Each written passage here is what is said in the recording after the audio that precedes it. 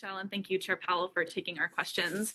I'm curious if you can be specific on when you expect to see inflation will start to come down, especially with the combination of rates going up, fiscal aid dissipating from the economy, and supply chains getting better.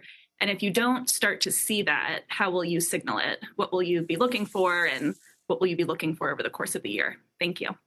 So I guess I would say that at the before the invasion of Ukraine by Russia, so let's go back to that. I would have said that the expectation was that inflation would peak sometime in the first quarter, maybe the end of the first quarter of this year, and then maybe stay at that level or a little bit lower, and then start to come down in the back half of the year. So now we're already seeing a little bit of short-term upward pressure in inflation due to higher oil prices, not natural gas a little bit, but not so much for us since we have our own natural gas supply, other commodities prices.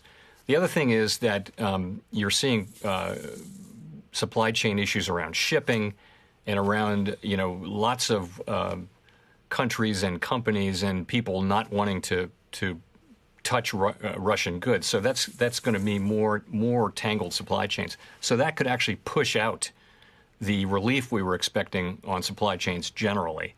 So I guess I would say that the expectation is still that inflation will begin to come down in the second half of the year. But if you look at where I read the SEP headline median, we still expect inflation to be high this year, lower than last year.